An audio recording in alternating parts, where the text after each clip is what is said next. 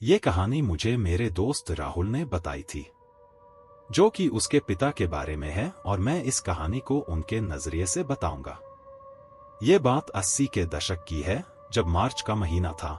दिन में मौसम सुहाना और रात में आसमान मनमोहक था। मैं उस समय जवान था और मुझे फिल्म देखने का बहुत शौक था। मेरे गांव में कोई भी सिनेमाघर नहीं था जहां मैं फिल्म देख सकूं। इसलिए मुझे थिएटर में शो देखने के लिए 12 किलोमीटर की दूरी तय करनी पड़ती थी। मैं और मेरे दोस्त एक साथ थिएटर जाते थे, लेकिन एक दिन मेरा कोई भी दोस्त किसी न किसी निजी कारण से फिल्म देखने नहीं जाना चाहता था। इसलिए मैं अकेले ही रात का शो देखने निकल गया। मैंने शो खत्म किया और थिएटर से बाहर निकला। रात काफी हो चुकी थी और गांव जाने वाली आखिरी बस भी निकल चुकी थी। मैंने अपने चारों तरफ देखा तो मुझे एक ट्रक खड़ा दिखाई दिया, जो कि मेरे गांव की ओर रवाना होने वाला था। मैंने उस ट्रक ड्राइवर से लिफ्ट मांगी और ट्रक में सवार होकर वापस आया। उस ट्रक ड्राइवर ने मुझे गांव के बाहर बस स्टॉप पर छोड़ा। रात के करीब 11 बज रहे थे। जब मैं बस स्टॉप पर उतरा तो वहां पर भयानक सन्नाटा छाया हुआ था। उस समय गांव में मुझे कोई आदमी या जानवर कोई भी दिखाई नहीं दे रहा था। मैं मुख्य सड़क से अपने गांव की ओर चल पड़ा। थोड़ी दूर चलने के बाद मैंने एक महिला को देखा, जो सफेद और लाल रंग की साड़ी पहने हुए थी। उसने साड़ी से अपना चेहरा ढका हुआ था, बिल्कुल एक नवविवाहित दुल्हन की तरह। पहले तो मैंने सोचा कि एक नवविवाहित दुल्हन इतनी देर रात में क्या कर रही होगी, वो भी अकेली। वो कुछ बांस के पेड़ों के नीचे खड़ी थी। वहां पर आसपास कोई घर नहीं था। मैं थोड़ी झिझक के साथ उसके पास गया और मैंने उससे पूछने की कोशिश की कि वो इतनी देर से बाहर क्या कर रही है।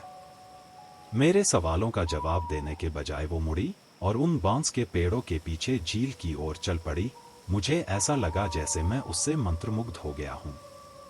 चाहे मैं कितनी भी तेज चलने की कोशिश करूं, मैं उसके करीब नहीं पहुंच पा रहा था।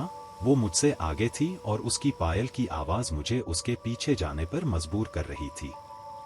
कुछ पलों के बाद मुझे होश आया और मैंने महसूस किया कि मैं उस छोटे से जंगल के बीच में हूं। मेरे बड़े बुजुर्ग मुझे जो डरावनी कहानियां सुनाते थे, वो सब मेरे दिमाग में घूम रही थी और मैं वहां खड़े खड़े सुन्न हो गया और वहीं जम गया। मुझे याद आया कि कैसे मेरी दादी ने मुझे एक डायन के बारे में बताया था, जो कि एक नवविवाहित दुल्हन के वेश में आती है, जिसके पैर नहीं होते। मैंने सीधे उसके पैरों की ओर देखा और पाया कि वो सच में दिखाई नहीं दे रहे थे। मैं भागना चाहता था, लेकिन उसके मेरे पीछे होने के विचार से ही मुझे उल्टी आ रही थी। जब मैं अपने मन में ये सब सोच रहा था, तो वो रुकी और मुड़ गई।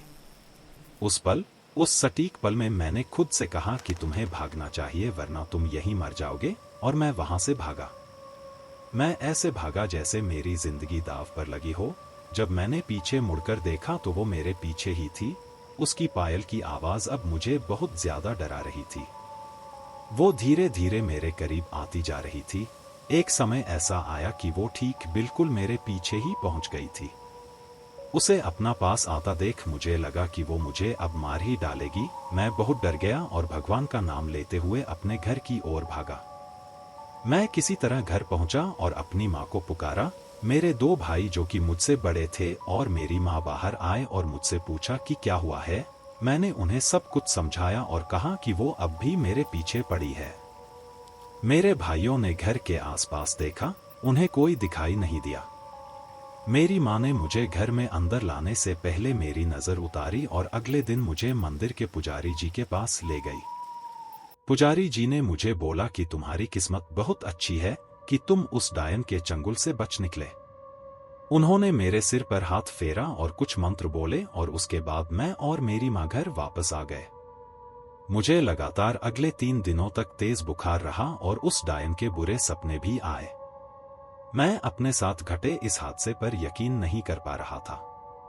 जब मैं फिर से स्वस्थ हो गया तो मैंने अपनी माँ से पूछा कि क्या हमारे गांव या आसपास कोई नई दुल्हन है। उन्होंने कहा कि नहीं है और तुम इस हादसे के बारे में और मत सोचो।